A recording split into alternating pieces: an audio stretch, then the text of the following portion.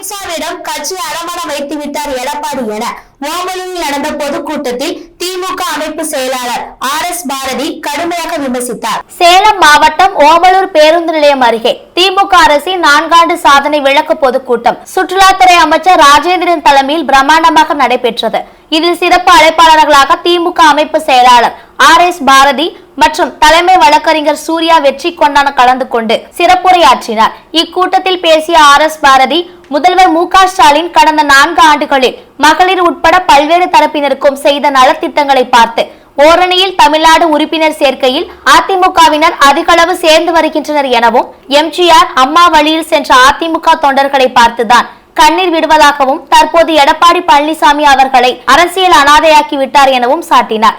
மேலும் தற்போது தேர்தல் நடத்தினால் கூட சேலம் மாவட்டத்தின் அனைத்து தொகுதிகளையும் திமுக கைப்பற்றும் அளவிற்கு அமைச்சர் ராஜேந்திரன் மாவீரன் போல் செயல்பட்டுள்ளார் எனவும் பேசினார். தொடர்ந்து பேசிய அவர், எடப்பாடி பழனிசாமியின் கடந்த காலங்களை பார்க்கும்போது அவர் ஆயுள் கைதியாக ஜெயிலில் இருக்க வேண்டியவர் எனவும், அவரை செங்கோட்டையன் தான் காப்பாற்றினார் எனவும் விமர்சித்தார். மேலும் அமித்ஷா காலில் விழுந்த எடப்பாடி பழனிசாமியை அருகில் வைத்துக் கொண்டு அமித்ஷா தமிழகத்தில் அடுத்த NDA கூட்டணி ஆட்சி என அறிவித்தார் எனவும், தனது உறவினர் ராமலிங்கம் ஐடி சோதனையில் சிக்கியதால் அவரை காப்பாற்றவே அமித்ஷாவிடம் அதிமுக கட்சியை பழனிசாமி அடமானம் வைத்து விட்டார் எனவும் கடுமையாக விமர்சித்தார்.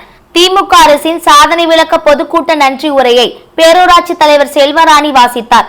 இக்கூட்டத்தில் நாடாளுமன்ற உறுப்பினர் TM செல்வ கணபதி, கிழக்கு ஒன்றிய செயலாளர் OM ரமேஷ், சட்டமன்ற தொகுதி பார்வையாளர் சுவனம், நகர செயலாளர் ரவிச்சந்திரன் உட்பட ஏராளமான திமுக நிர்வாகிகள் மற்றும் தொண்டர்கள் கலந்து கொண்டனர். திராவிட மாடல் அரசின் சாதனை விளக்க பொதுக்கூட்டத்திற்கு தலைமையை வகித்த மதிப்பிற்கும் மரியாதைக்கும் உரிய மாண்புமிகு சுற்றுலாத்துறை அமைச்சர் அன்னார் அவர்களுக்கும், சிறப்புரை ஆற்றிய கழக அமைப்பு செயலாளர் உயர் திரு ஐயா அவர்களுக்கும், சிறப்பு